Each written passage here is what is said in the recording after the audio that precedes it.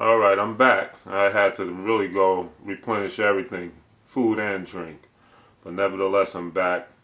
And in the meantime, while I was eating, after I ate, before I started the video, I kind of, set up the motherboard so that it'll slide in and I can continue on and whatnot without too many pauses.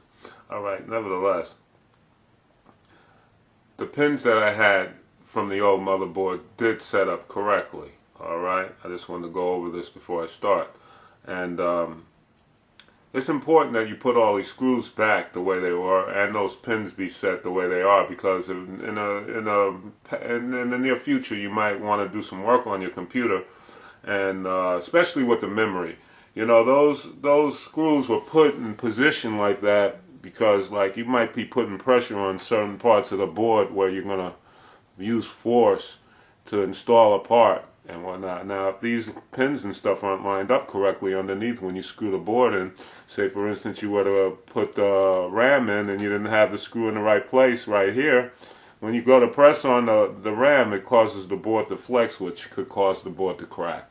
Alright, so just be aware that it's important to put all the screws in and whatnot when you're doing this too. Okay, so let's just move along now. I'm going to put the screws in, and I'm going to start getting my wire work together. I'm going to actually run the wires the way they're supposed to be ran through this case.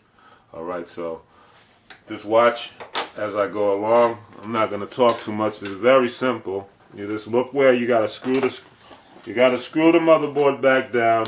Now these screws sometimes are fine threaded screws that go in, so be careful of the screw that you use. Alright, now you need to concentrate, make sure you're not using a self-threaded screw for this. Alright, so now start a screw, get the motherboard situated. Alright, you don't tighten them all the way because there's a possibility you're going to have to adjust it a little more. So try to work from corner to corner a little bit too, and whatnot, so you can get them in. I always go reverse first, and then I go, counterclockwise first, and then I go clockwise afterwards. That's how I know I'm not going to strip a screw also, So those who need a lesson on screwing things in, go backwards first a little bit, then start the screw. This way you don't have any kind of worry about stripping the screw.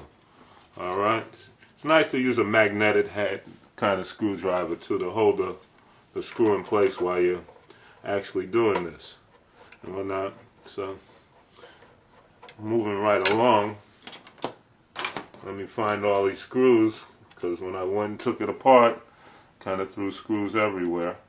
But I got an idea of what's what. Like I said, make sure you know that the screws that are going into the motherboard are more than likely fine threaded. So look for your fine thread screws and then start putting them in.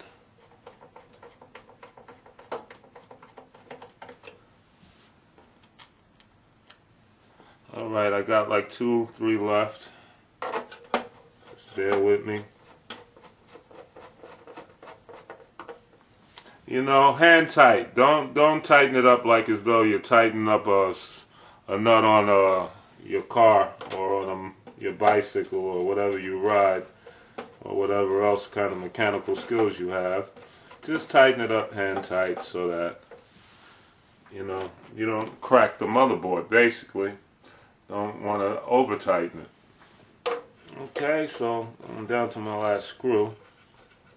It's all screwed in. Alright, the board is set, the board is in. Like I said, now I'm going to run with my wiring. I'm going to actually start, I'm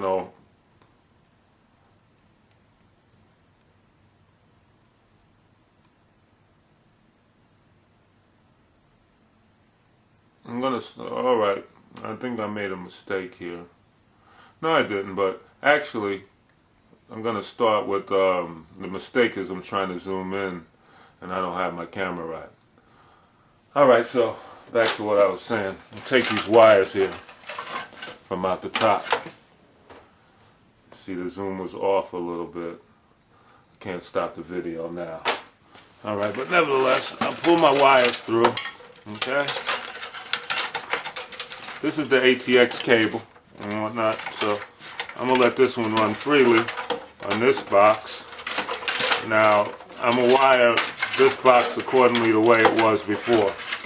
Alright, so we'll throw all that stuff to the side for now. This big cable, of course, goes in to the ATX part of the motherboard. Make sure you have the right ATX cable, which I just noticed that I don't.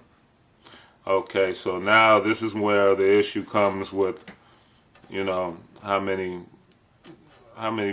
wires run through it. I can't remember how many points this is. This is 2, 4, 6, 8, 10, 12, 14, 16, 18, 20. More than likely I have a 22. I need a 22 to actually complete the job. I didn't want to try to use this power supply because I think it has an off and on power button switch issue. Let me see, this is 2, 4, 6, 8, 10, 12, 14, 16, 18, 20, 22, 24 prong. Alright, so this board requires a 24 prong ATX cable to fit into it. Mine is too small for my other, it's too old. Alright, so I have a 600 watt power supply here that's out the case right now, but I'm still going to try it, you know, without it being in the case. I'm going to plug this up and I'm going to still try to get this computer to work, regardless that I don't have the power supply actually installed. We already installed it, but I'm going to try a power supply out the machine. And when I don't know if this power supply even works, so cross your fingers with me and let's hope it works because I want it to work. Okay? And let's just go for it. Alright, so nevertheless, we want to plug the power supply in. Alright, not even that. Now that we have the power supply plugged in, we also want to plug in all the case wires. Now the casing wires have these little pin settings right here that I'm going to have to maybe use a magnifying glass, or even better, like say for instance when you don't have the manual to the motherboard, for example like my case. I don't have the manual to the motherboard. I do have it, to tell you the truth, but I want to tell you like I don't. And if you didn't have it, what you would do is you would look on the motherboard and find out what type of motherboard it is. I'll use this one for example because it's, you know, loose and it's I can get a close-up on it. But most motherboards will tell you what kind of motherboard it is if you look on it real hard. Say for instance you found it in the street, someone threw a computer away and you want to fix it and you want to try it as an experiment, whatever. Alright, so you don't know what kind of motherboard it was, but in all actuality you can look on the motherboard and you can pretty much, it usually has serial number somewhere or it has its identity. All you have to do is really look around on it. I did the research before the video and I found out what it was and where they were hiding it. They were hiding it in between the PCI slots right here. And if you look real carefully, it's an Asus board.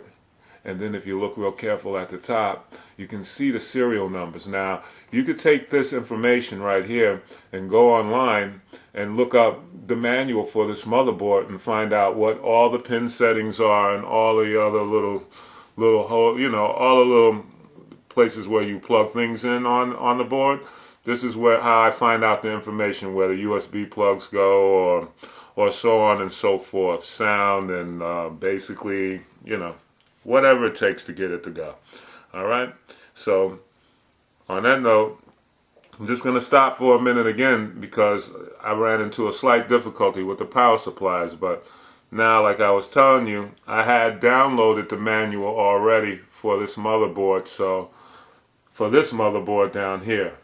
So what the job is now is to find out where the case, you know, the case has plugs where the power, you know, how the power button, the hard drive light, and so on. Well, we need to know where these plugs go on the motherboard, on the pin settings there. So more likely I'm going to go to my manual and then I'm going to go and read it right now, and I'll plug it up that way. I like it plugged in due to the fact that that's the way I want to start the machine, by pressing the button in front. I can start the machine without plugging these in to find out if the power source works and everything, but I prefer to actually just plug them in, alright?